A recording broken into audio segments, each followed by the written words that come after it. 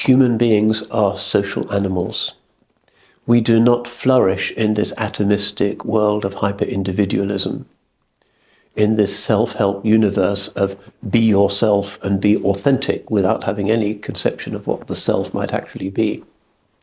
All the self-help gurus nowadays who are kind of replacing the prophets and the saints and the messiahs of the ancients are saying, you will be happy when you find yourself, when you are yourself, and you can only be yourself when you strip away all of those narratives and traumas that others have imposed upon you. It's a kind of therapeutic view of human healing.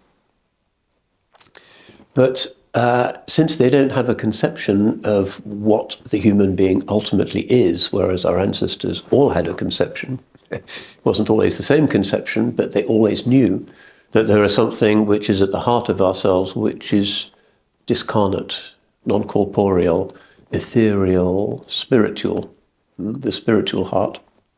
Whereas the self-help gurus of the age say there is an authentic self that doesn't need any religious explanation, that is what you truly are, and you need to work in order to be yourself and to find yourself and to journey and to strip aside all of the things that others have put upon you. And in many ways, pop culture, for instance, rock and roll is about that. Why is it so angry compared to the, say, folk music of earlier eras and civilizations? Why is there such anger there?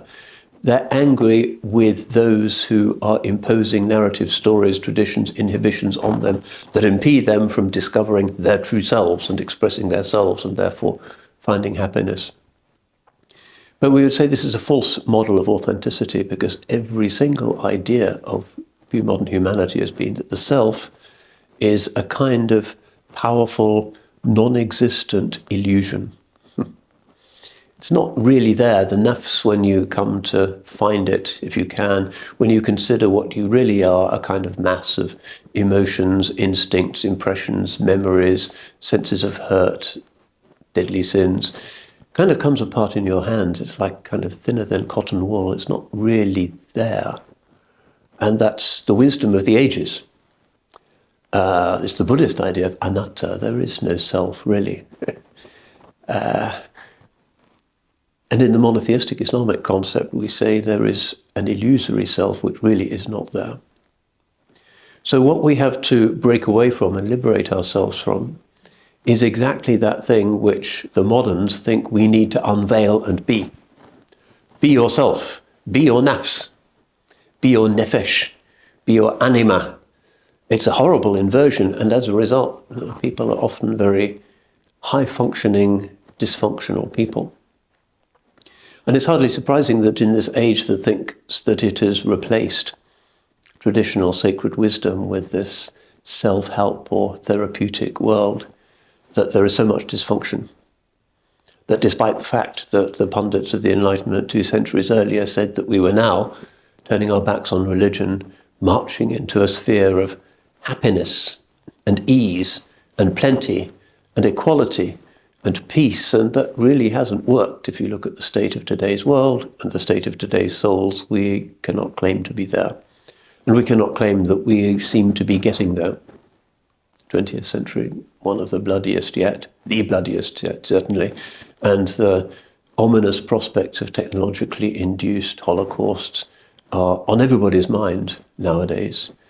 Climate change, nanotechnology, genetic engineering, nuclear disasters and wars, artificial intelligence, singularities and takeovers. Modernity, by increasing a little bit of our happiness and ease and technical mastery each year, also increases the possibility of a complete existential terminus for the human species. Everybody working in all of those areas knows that there is a measurable risk that they will terminate human existence, but it's going to be great in the meantime.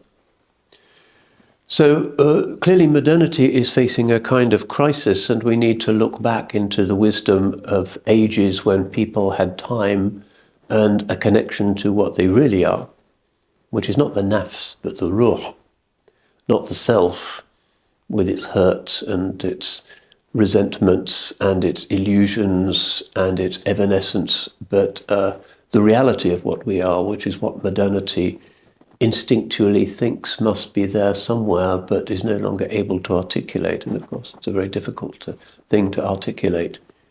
Talking about the self is the hardest thing. Consciousness is a deep mystery. But nonetheless, without thinking about it, without doing something about it, we can't really operate successfully and functionally as Homo sapiens, as people of wisdom, the wise species, sapient.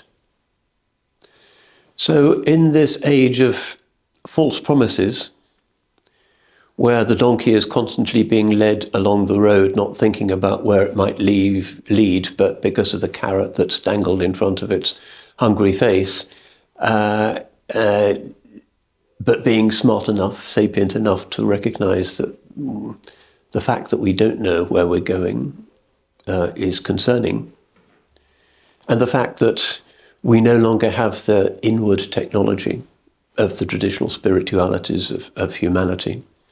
In order to cope with this, what we need is to return to a wisdom that is still accessible.